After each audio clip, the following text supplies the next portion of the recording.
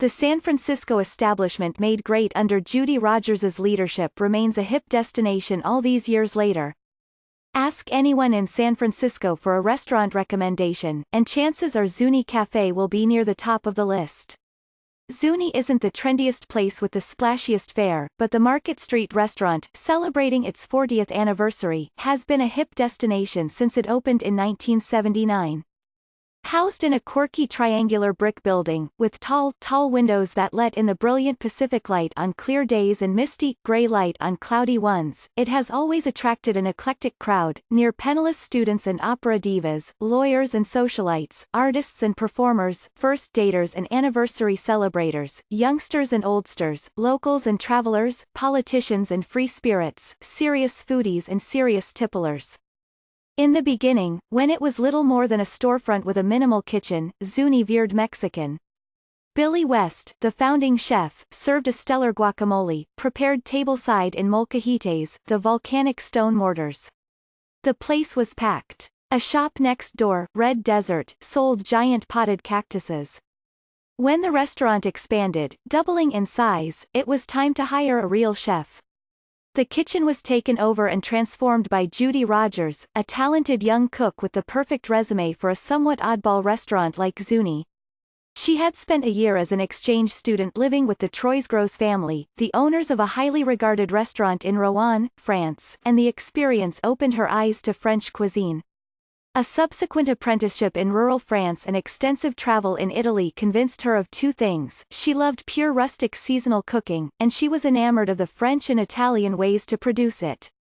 Ms. Rodgers wisely developed a menu with some dependable items and options for every budget. A Caesar salad stayed on the menu. A first-rate mixed green salad was another essential. An $8 bowl of creamy polenta with parmesan, for patrons with smaller budgets, and polenta lovers, in general, remains a way to keep the restaurant inclusive and its clientele diverse. Other signature dishes, like the house-cured anchovies with celery and parmesan, the ethereal ricotta gnocchi, the chocolate gâteau Victoire and the espresso granita would become permanent favorites. Ms. Rodgers's roast chicken, still on the menu after 30 years, is roasted to order in a wood-burning oven and takes an hour to prepare. The restaurant takes great care with all its dishes. In The Zuni Café Cookbook, a 500-page tome published in 2002, Ms. Rodgers goes to great lengths to explicate every recipe, sharing her knowledge and passion. Rare is the recipe that fits on one page, the hamburger alone is 3 pages. It gets the same respect and attention as, say, the duck confit, and even burger aficionados agree it is among the most sublime. To make it, the kitchen salts grass-fed beef and grinds it in small batches with 18% fat, guaranteeing succulence. You can get a burger for lunch, in the afternoon or after 10 in the evening. Some customers make late dinner reservations just to have one. The bun is, and has always been, a square of warm house-baked rosemary focaccia, smeared with a dab of handmade aioli, made with just 4 ingredients. Vermilion red onion pickles and turmeric-tinged zucchini pickles are served on the side. Make one at home, a fun project, and you'll realize the Zuni burger is a labor of love. Gilbert Pilgrim, a longtime friend and Zuni customer, became Ms. Rodgers's business partner in 2006, and they managed the restaurant jointly until her untimely death in 2013. His expert palate and commitment to quality made them an ideal team.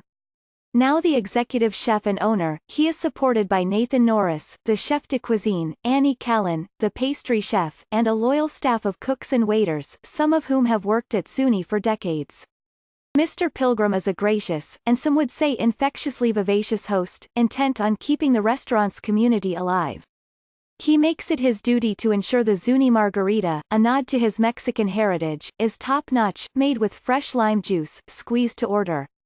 He will gladly give you the recipe, and isn't shy about instructing bartenders on producing a proper one. For the restaurant's 40th anniversary party last month, he managed to squeeze 600 devoted regulars into the restaurant for standing room-only drinks and snacks. When a band of red-garbed mariachis began their midnight serenade, the crowd went wild.